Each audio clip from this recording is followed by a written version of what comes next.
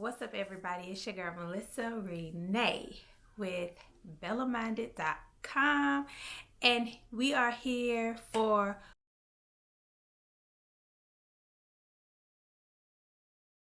so let's go ahead and get into it.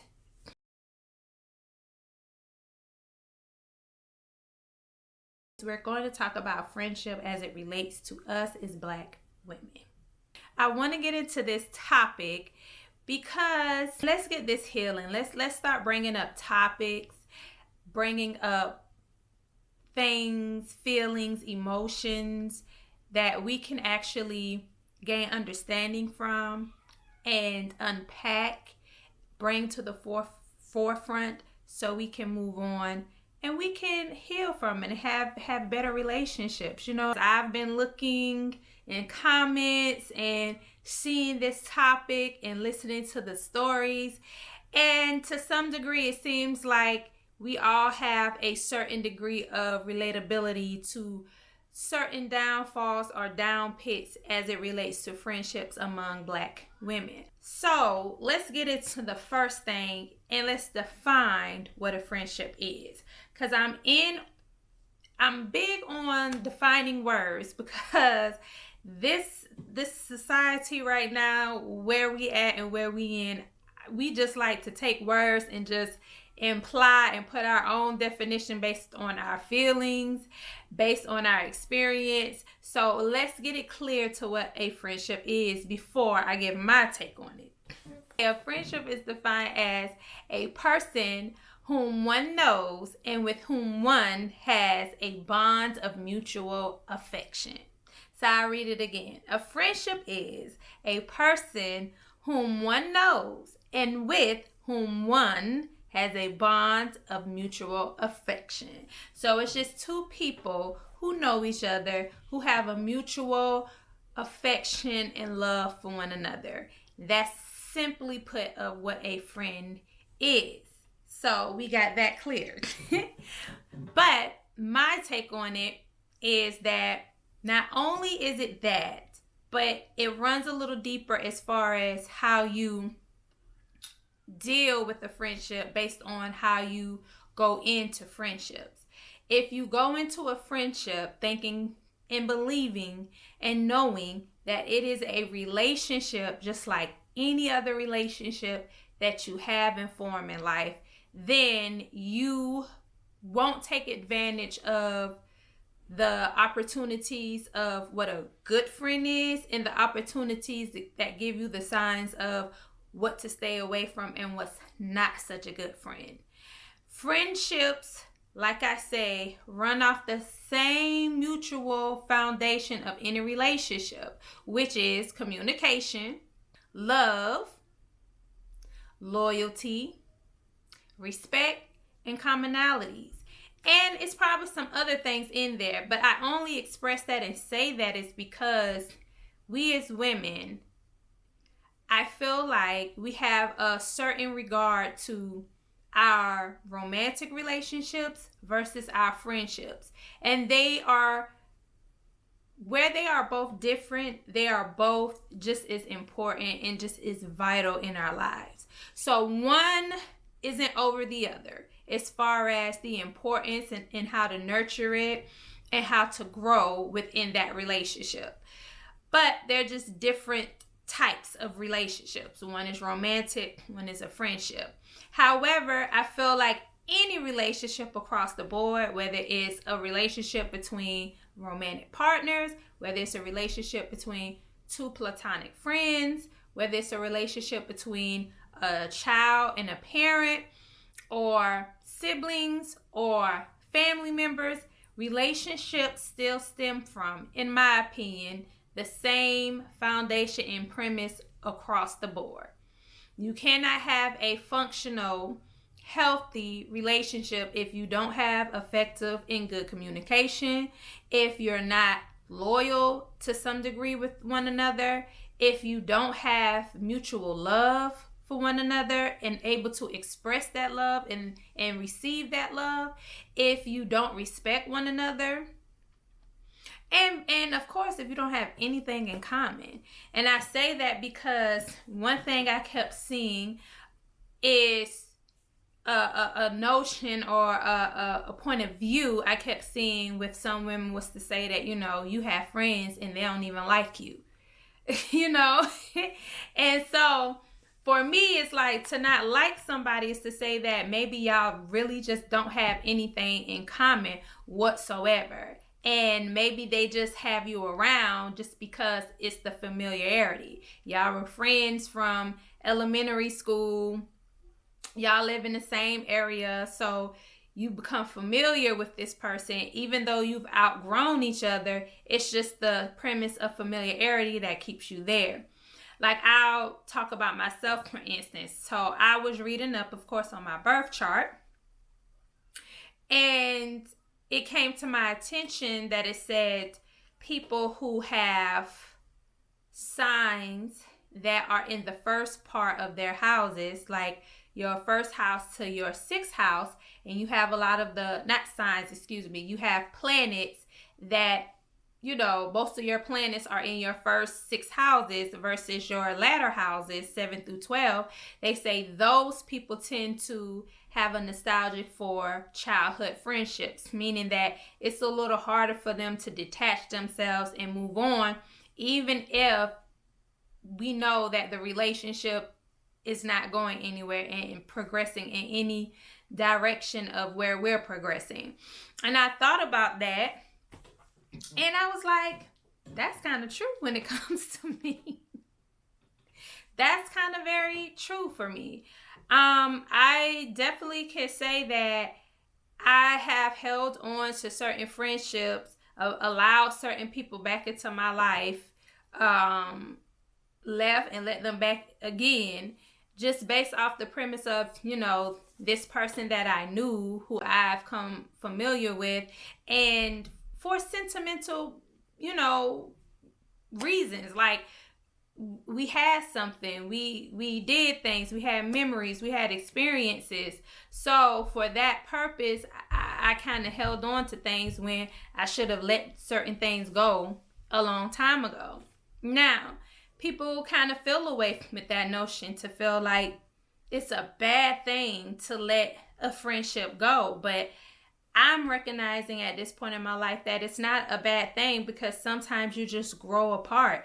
And when you let that friendship go, it's not necessarily that you have to not coexist with this person at all, and you have to just let them go completely, act as if they never existed, have, some type of tension between you all. Like, we act as if it can't be hospitable.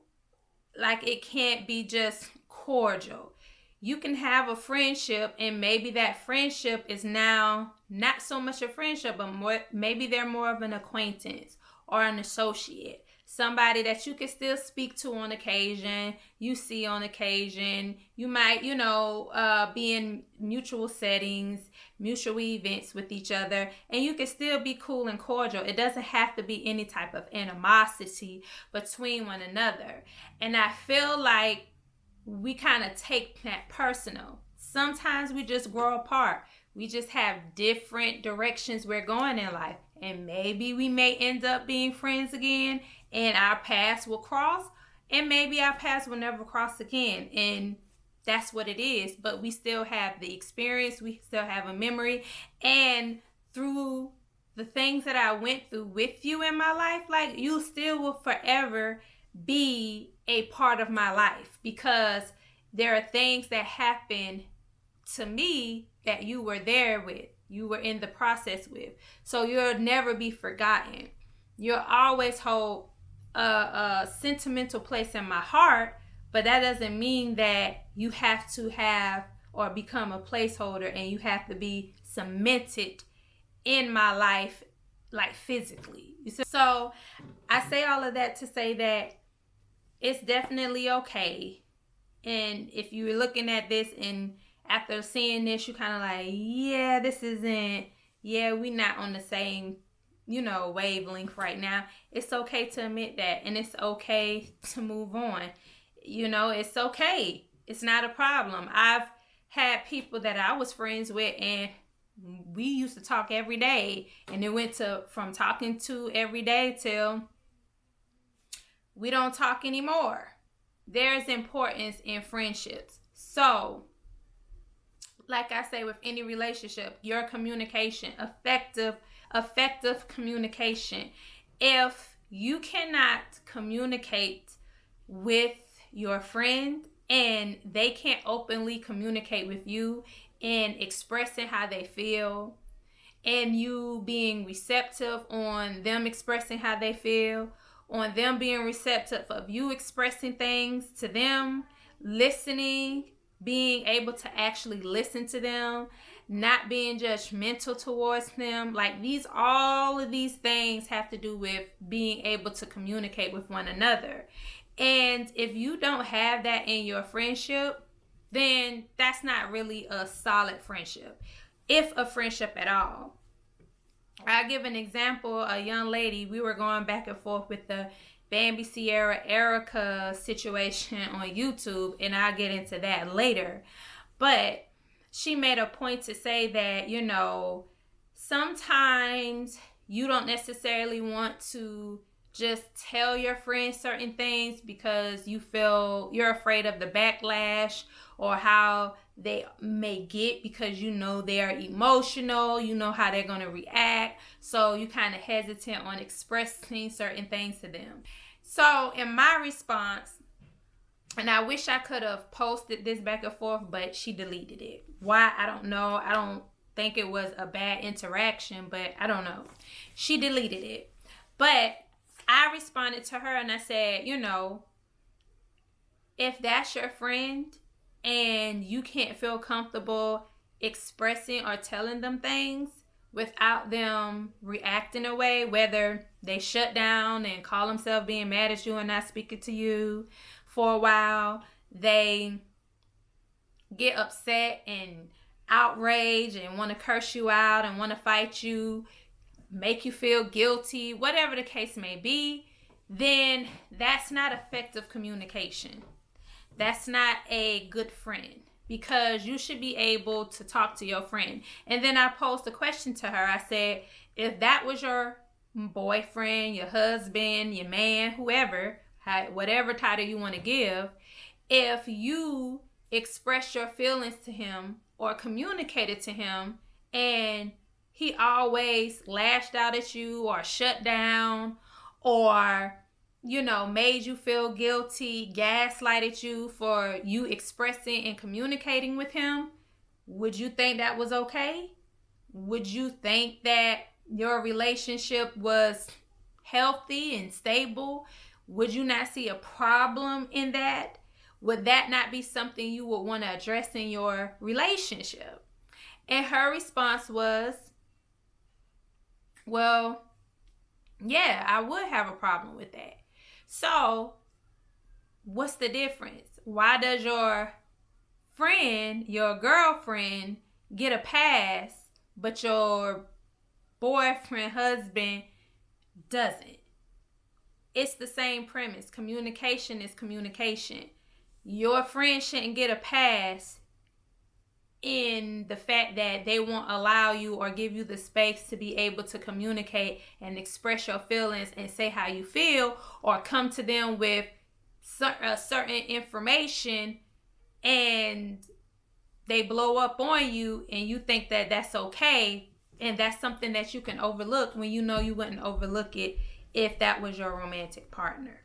So you got to keep the same energy. You can't put, like I say, one relationship is no more important than the other. It's just two different types of relationship, just meaning that we just will navigate in those relationships differently. But when it comes to the foundation and the premise of relationships, it's still the same. You still need those key components in those relationships to be able to sustain, grow, and have a healthy relationship.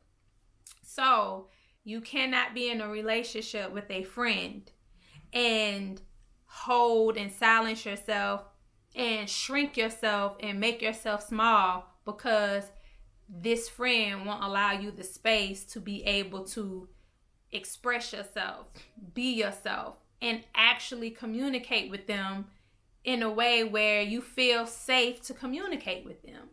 It doesn't matter what topic it is. I should be able to talk to you. If I'm having a problem in our friendship, if I feel like you did something and you made me feel away, I should be able to come to you with a level head, respectfully, and say, hey, I feel like this, or I felt like this when you did such and such, and I just want to let you know how that made me feel. And with that, she should be able to receive that, and we should be able to go back and forth and have a dialogue to unpack what it is that's going on. And maybe I might realize that it was a miscommunication, because a lot of times with friendship, it really is miscommunication. Somebody thought this when it really was that, etc., etc. Or, maybe they didn't realize it. Maybe they like, okay, I didn't see it the way you saw it, so I understand. But it definitely has to be those rooms, because when we don't have that, that's when problems arise. That's when we start having conversations with other people outside of that friendship, expressing to them how we feel. And then now that's being expressed to everybody else. And then when it gets back to the friend, like, oh, yeah, she said such and such and such about you. That's when we feel the betrayal, because it's like, well, why didn't you tell me this? Why didn't you express that to me instead of going and telling everybody else?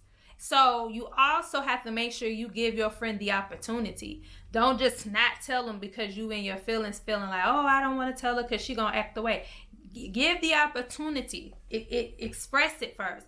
Give them the opportunity to see if they're going to be able to level up, or if they digress. You have to give them the opportunity to show you what you need to see. Now, I would say also, once you've expressed something and you've let it be known and that friend acts away, like I said, that tell you all you need to know. So then you either accept that this is who this person is and you deal with them accordingly and accept who they are, or you decide like, I don't want to have any parts of that, and you move on. Now, of course, when it comes to love, you got to pour into each other. That's a good friendship. If they're always pouring into you, then that means you're constantly taking and you're draining from them. You have to pour back into them. We have to pour back into each other. So that means that the same way I celebrate you, you got to celebrate me. The same way I nurture and comfort you, you have to nurture and comfort me. It's the same, because if we constantly pour into each other, we are being fulfilled by one another. And our relationship, our friendship is going to remain strong, healthy, and it's going to grow. And that's the premise of a relationship. In any relationship, you should be pouring into people and they should be pouring back into you. It should never be a situation where it's one-sided. It should never be a situation where you're always wanting to go do things and they don't ever want to go. But when they call you and they want to go and do something, it's like you ready to pick up and go and do those things. That's not equal. That's one-sided. You don't want anything that's going to be one-sided. It shouldn't never be whenever it's something they want to do, you for it. But when it's something you want to do, it's like and that goes back into commonalities, because if they're not interested, if it's like, well, I don't ever like doing the stuff you do. I'm just not into it. Well, maybe you're not into me as a friend then. Maybe we don't have the commonalities with each other, because I don't mind going to do the stuff that you want to do, but clearly you mind doing the things that I want to do. Clearly this is not something that you're into. So maybe we're not compatible. Maybe we are not friends. Maybe I'm just an associate. And yeah, if you want to pick up the phone and call me and be like, hey girl, because you don't have nobody else to call, and say, hey, you want to go here? Then maybe I'm that person. But the same way I'm that person, you could pick up the phone and say, hey, you want to do something. You have to accept the fact that if you call and I don't want to do it, or I'm not in the mood, then I'm not in the mood. I'm not in the mood, because as an associate, I don't have to pour into you the way a friend pours into you. I'm just an associate. I'm just somebody to you associate with. That's all. So definitely it has to be the love there. However, a lot of times in these friendships, these friends can't love you because they don't love themselves. They can't give you something that they don't have. So pay attention to that when you start having friendships with people. Pay attention to the way they love themselves. Do they have any love for themselves? Do they want to have some love in themselves? Because some friends, some women don't have love. They are insecure. They don't pour into themselves, and they feed off of you pouring into them. They feed off of your energy. I call them vampires because they suck the energy out of you. So be careful of that. If you see somebody who just and sometimes we tend to want to, as they say, be codependent. Like, we tend to have some people want other people to depend on them for them to be or feel adequate. But you're not realizing that comes with a price. All you doing is allowing somebody to depend on you and drain you because they can never give you what you're giving them. Loyalty. It got to be some loyalty. You got to have some level of loyalty. And I'm not saying loyalty to a fault, meaning you should never be so loyal till you put your loyalty to yourself to the back burner, but you put the loyalty you have for them, you're putting that to the forefront. No, you should never be loyal to a fault, but there should be some degree of loyalty. Some degree of loyalty to say that this is my friend. You know, if she told me something in confidence, then I'm not going to yap run my mouth. I say even if she didn't, because a lot of times people, well, you didn't tell me not to tell nobody. But we're mature and smart enough to know if certain information, certain things that your friend is telling you that is very intimate, that is very personal, you just don't go tell that to any and everybody. See, that a good friend is going to be aware and intentional of that. Like, I shouldn't have to tell you, don't tell I'm getting evicted and I'm getting kicked out my house. I shouldn't have to tell you that. That's personal. That's my business that I shared with you as a friend to confide in you in. So it definitely has to be a degree of loyalty to where you wouldn't want to put your friend out on Front Street to in no shape, way, or form embarrass her or make her feel embarrassed, make her feel ashamed about her situation or her condition. Like, if anything, you should be in that moment trying to uplift her, trying to come up with solutions, trying to help her figure out a way, not telling everybody because it's some good tea. And I feel like being that type of person, it kind of says something about you and the state of mind that you have and whatever issues you have going on. Because if you're eating that up, that means that you have a level of insecurity about yourself, that you are feeding off of the downfall or the mistakes or the issues of your friend. You feeding off of that to make you feel better as a person, and that should never make you feel better as a person. You should always want to see your friends uplifted and doing good.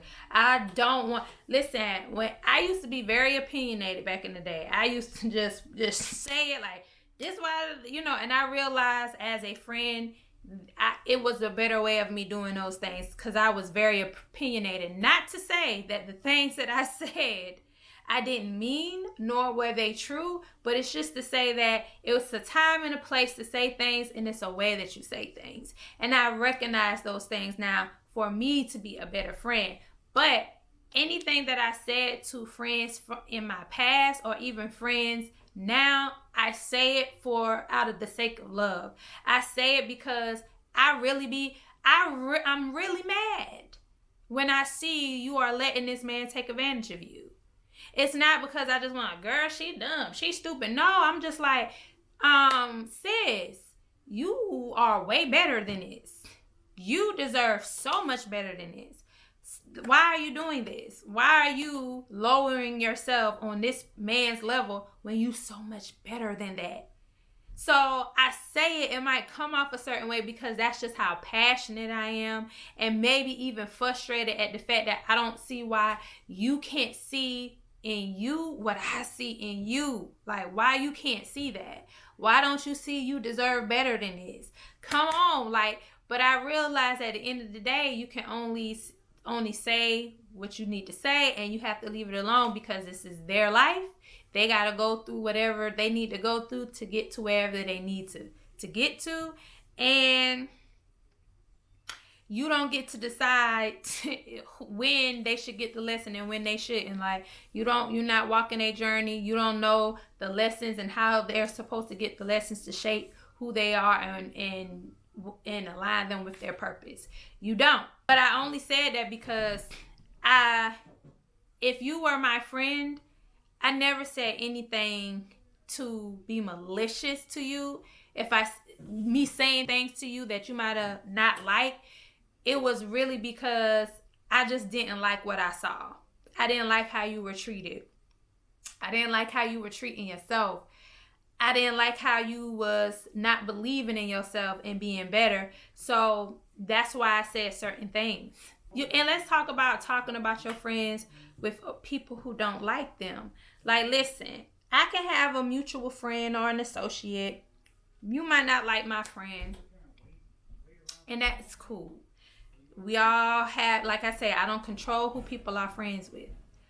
But no, I'm not going to sit in your company if we are mutual friends and allow you to bash and talk, ill about that other friend, because I'm not going to let them do that to you.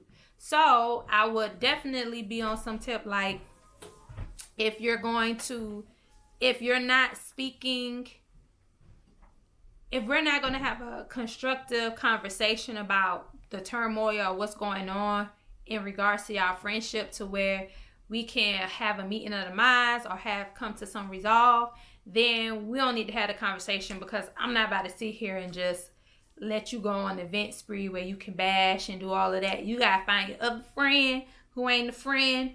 You got to find her to do that, because I'm not going to do that with you. That's not what I'm going to do. And also, me as a friend, if I saw a friend do something malicious or wrong to another friend, like, that does also change the trajectory of our friendship too. Like, I'm not, and I'll tell a friend this. I'm not gonna lie. If you done slept with a mutual friend's man and you around here sleeping when I'm having an affair, like, I'm going to be realistic with you.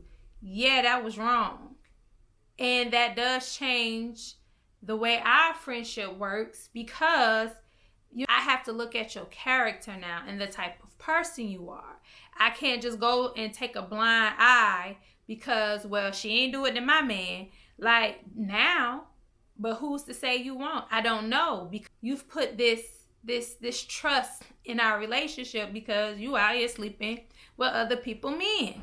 That does change something, because I'm loyal to a fault, but I'm going to be loyal to what's right and what's okay. It could be anything that is going to start putting some distrust in a situation. And if you respect your friend, you can say things in a way that doesn't demean them, that's not condescending, that doesn't intentionally come off malicious to hurt their feelings. It's the level of respect that you have. If I got a level of respect for you as a friend, I could not like your man. Okay? I could not like your man. I could not like your man, your boyfriend, your fiance, your husband, whoever it is. Okay? But because I respect you, I would never blatantly just come out and just be disrespectful to your man, because I have a level of respect for you as my friend.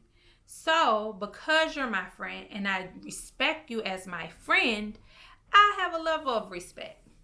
I'm not going to shoot off the mouth. I'm not gonna disrespect your man in no type of way. Even if I disagree, I'm not gonna cuss you out. I'm not gonna get loud. I'm not gonna get belligerent with you. I'm gonna give an air of respect because that's what I want you to have for me. And I respect our friendships. Also, level of respect, I'm not going to put you in any situation that you don't want to be in. That was a common thing that I've heard from a lot of Black women in regards to friendships too.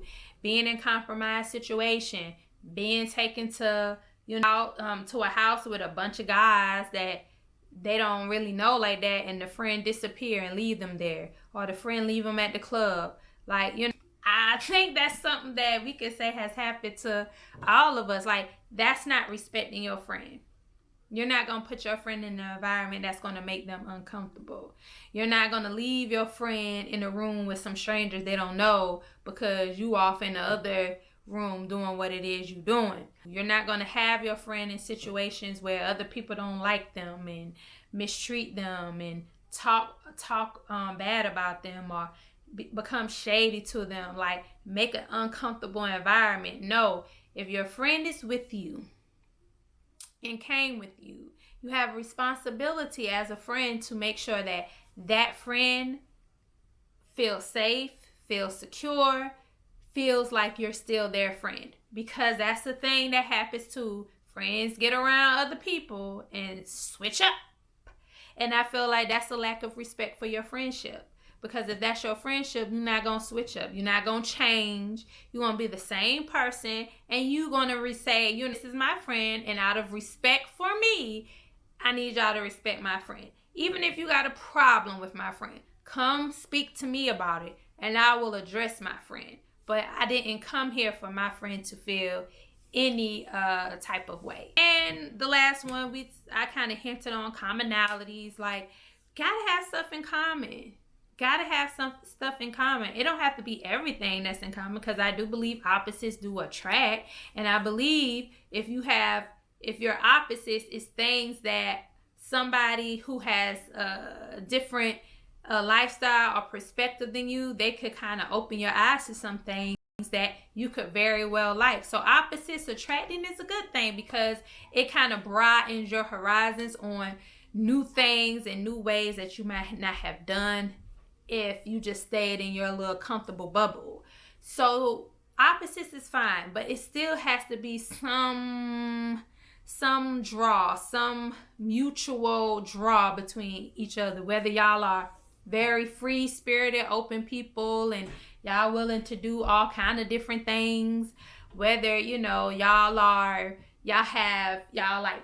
being mothers and y'all have children and y'all like doing things with your children.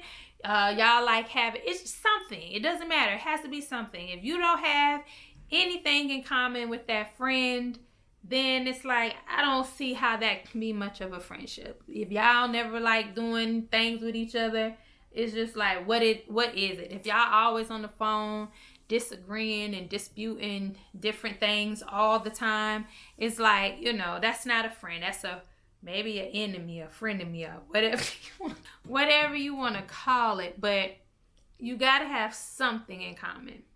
I'm going to speak on quickly like some examples of some poor friendships that I've seen. Like I said, I'm going to go back to this Sierra, Erica, and Bambi situation. I'm going to use them as an example of what they call misery loves company, or trauma bonding in a sense. Kind of trauma bonding for friendships, I would say. And I say trauma bonding because if the only thing y'all have in common is to complain and sit in negativity, if y'all negative experiences is the only thing y'all have in common and the only thing that ties y'all together, like, that's probably misery loves company. That's probably trauma bonding. That's probably not the healthiest friendship you can have. We shouldn't be sitting on the phone every day talking about why my man ain't do this, why my man ain't do that, my man ain't it, my baby daddy this, my mama did this, why, like if it's always negative things being discussed. Oh, I don't like that bitch. I don't like her neither. Oh, like where's the upliftment? And when I look at the show with Erica, Bambi, and Sierra, and like, you know, and maybe it's just for the show.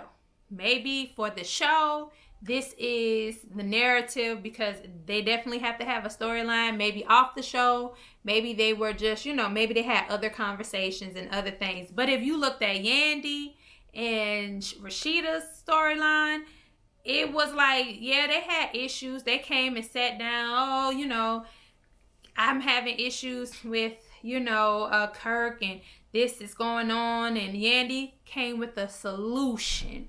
She came with some advice. Hey, maybe you should try this.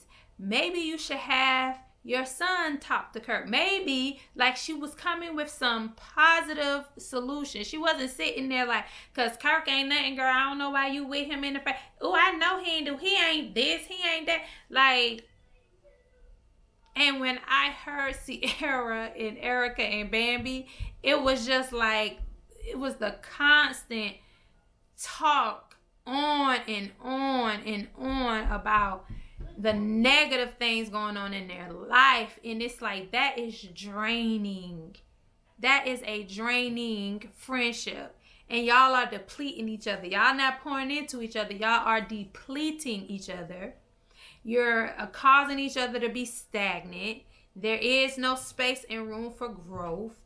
It is definitely a victimhood y'all are creating, and y'all not trying to empower each other at the least. It's like y'all creating a pity party of sulking about what you ain't got, what you don't have, what ain't right. Like, yes, vent. Let's talk about it. Let's vent. Let's get it out. But okay, now let's switch it up and let's find solutions. Let's find what we can do better. Okay, well, we talked about that. Come on, let's talk about some, like, you know what I'm saying? Let's change the vibrations in here.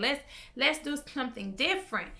Your friend is going to hold you accountable because they want to see you do better. They're not going to, you know, and you have to watch out for that, because there are friendships out here who they are okay with you staying on the level you on. Okay? They okay if you living in the projects, getting welfare, getting food stamps, not doing nothing all day, and won't say a word. And as soon as you get up off that porch and try to do something different with your life, they'll be the first one to talk about, you change. You acting different. You know what I'm saying? Because some friends are not friends. Some friends aren't there. Some friends are condoning your limited mind state because they don't want to see you grow. They don't want to see you prevail. They don't want to see you look as though you're getting any further than them. Or they don't want to see you come to their level, because there is an issue with codependency where I want to feel like the superior one. I want to feel like you're looking up to me. Okay? I don't want you on my level. So I'm never going to give you a hand up and never going to try to get you to a place where you can do better and be better and come to my level or even succeed me. I'm not going to do it, because I don't want to see. That's not what I want to see from you. I want you to stay where you are, whether it's because it's where I am and I don't want to grow, so I don't want you to grow, or because I've grown and I need to feel adequate, and the only way I feel adequate is when I surround myself with people that I feel are inadequate to me. Be careful, because you can find yourself in a trauma bonding friendship and don't realize it. You going through some hurt and some pain, and you thinking that friend, they're like, oh, I got your back, and they're just listening to you and being that shoulder to cry on, but they ain't gonna never tell you to lift that head up. Lift your head up. Look up. Okay, we done cried. Now let's go. They're gonna sit there and let you cry and soak and stay stagnant for the rest of your life if they can. Or until they want to do better for themselves, or no longer feel the need or need your dependency. Another friendship I also, as an example, was Nene and Cynthia. I use Nene and Cynthia for an example because, to me, this is based off my opinion. when Cynthia was there with Nene, like upholding Nene, agreeing with Nene, when Cynthia thoughts aligned with Nene thoughts, because I don't want to demean Cynthia in that way to say like, oh, she didn't have a mind of her own. I don't know her from that angle to say that. But when she was aligned with Nene and they had similar thoughts and similar ways of thinking, it was all good. But once Cynthia started kind of having her own individual thoughts, when her thoughts didn't kind of align with Nene, then it became a problem. And she was so distasteful and disrespectful, because I don't care if me and my friend are not friends anymore. If we've grown apart or whatever the case may be, I'm not going to disrespect my friend later on. I don't care, because you was a real friend to me. I saw you as a real friend. I'm never going to be on here just campaigning, doing a smear campaign about you and talking ill and down about you, because I valued that friendship. You were my friend. And I don't want to muddy those waters up by being out here just talking so flagrant about you, just being so disrespectful and malicious. Like that to me says you were never my friend. Couldn't have been. How can you be my friend and now we're not friends anymore? You call me every name in the book. You telling my business. Like, that's not a friend. You was never my friend. And that's what I saw with Nene and Cynthia. Like, that was just crazy to me. Like, how you do somebody like that you said was their friend just because they don't agree with you? That's another thing that you need to watch out for a friendship. Just because I'm your friend does not mean I have to uphold or agree with everything you do. We're still individuals. We're still separate people. I don't have to agree with everything you do. I don't have to uphold or condone everything you do. I'm an individual. We can have separate thoughts. And if me having my own individuality is a problem for you, then you're not my friend. What you're looking for is for a lapdog. You're looking for somebody to follow you around and be your amen corner and just basically make you the center of their life. That's not a friend. Okay, that's not what a friend does. So to me, that wasn't, and like the fact that the way she disrespects Cynthia's husband, like I told y'all, I don't gotta like your husband, but I'm not gonna disrespect your husband. I'm gonna keep my thoughts to myself.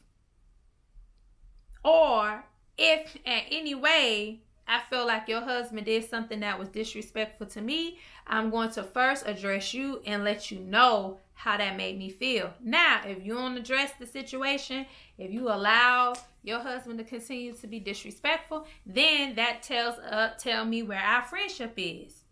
There is none. Can't be friends with somebody who allows their significant other or romantic partner to think it's okay to be disrespectful to me. So it's just the way that you do things and go about things, because that's a friend. You're not going to do things to compromise your friendship. You're going to do things in a way that, yes, I'm going to communicate. I'm going to tell you how I feel. We're going to have an open relationship, but we're going to have boundaries and we're going to have respect. All of those good things. So that's why the Cynthia thing, yeah, that wasn't a good relation. That to me was a poor example of a friendship. And the last one I want to say was the example I'm going to use is Evelyn and Jen.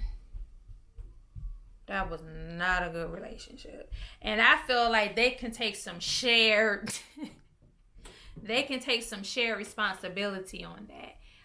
Just once again, like lashing out at your friend, wanting to fight your friend. Like, I don't care how hurt or betrayed you feel by a friend. Like, you don't have no respect for me if you jump up in my face trying to cause me physical harm. And the fact that Jen tried to rekindle it after that, she's good, because I wouldn't. I would have respected, like, listen, I respect you didn't like what I did. I apologize. That was wrong of me. Can we move past it? I'm good. That chapter is closed. I'm good. Because you tried to cause me physical harm.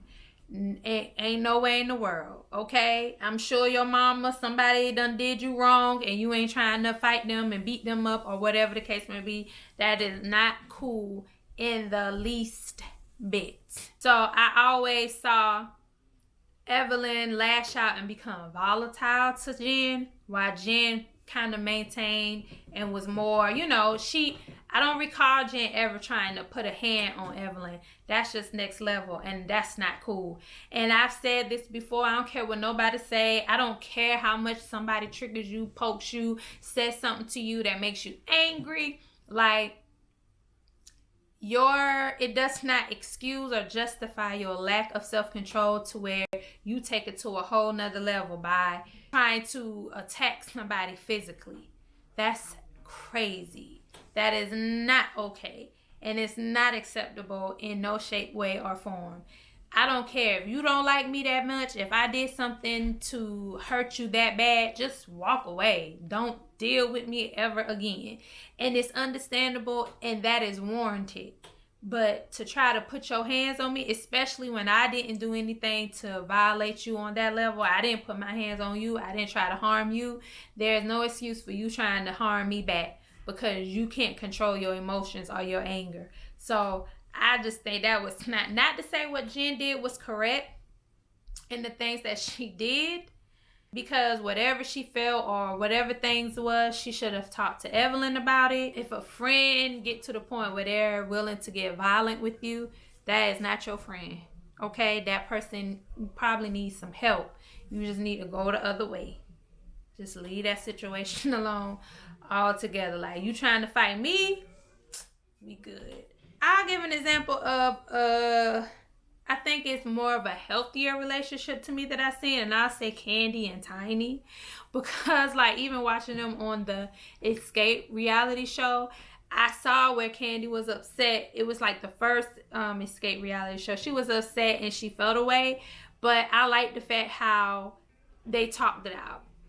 And even though Candy was up here with her attitude and the way she felt, Tiny still reserved some calmness, and she didn't allow it to escalate, because she could have turned up too, but she didn't. And I think it was because how much she values her friendship and she respects her friendship with Candy. So like, we don't gotta take it there. Calm down. Like, I understand how you feel. I understand you don't like this, but let's figure this out. And I appreciate that about Tiny. I think that's very big of her, and those are characteristics in friends that you have to appreciate and you have to actually see, so that you can appreciate those things and know that, okay, that's a value trait that I should be, seeking in friends, and I should be myself. I should be reciprocating that to my friend.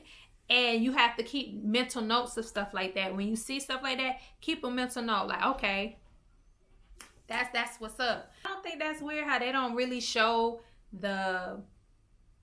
these examples of good, healthy friendships between Black women. Like, they don't show these things. Like, healthy. Not the ones who sit around talking about everybody and being mean girls. No. The ones who actually uplift each other in friendships, and when they have issues, they try to resolve them in a civil way and respectful to one another and celebrate one another. And it's that, like, how often do we see that on TV, in the media, when it comes to Black women and friendships? Because it's not too many I can name. Like, I named Candy and Tiny. Do y'all know any? Let me think. Please drop them down in the comments and give me some examples. That's what I'm going to say. Give me some examples of some Black women friendships that really show a good, healthy, balanced friendship that I didn't name. And not friends who are friends and they mean girls. I'm not talking about we sit around, we talk about each other, we talk about everybody, we complain. No, I'm talking about like they have issues, they know how to resolve them, and get past them. They know how to celebrate each other, pour into each other, love onto each other, uplift each other. Like, name some down in that comment if you know any that I've missed. If any of these resonates with you, or if you have an experience or a story about a friendship, please drop it down in the comments and let's discuss this. Let's put it out there. If it's some things that I didn't name, discuss it, put it down there. Like, subscribe, and click that notification bell to this video if this video in some way helped you. Maybe it made you open your eyes to see, like, you know what, I need to reevaluate my friendship circle, or I need to reevaluate how I'm a friend, or I need to give gratitude and appreciation to the friends that I have in my life who have definitely stood the part and been the part and been very instrumental and active to being a great friend and having me evolve and grow to the person that I am. Because I don't care what anybody said. Oh, I don't have women friends. Listen, we need a tribe. We need a support system. We need a community. Because where, yeah, you got your man, you got your male homeboys. It's great to have.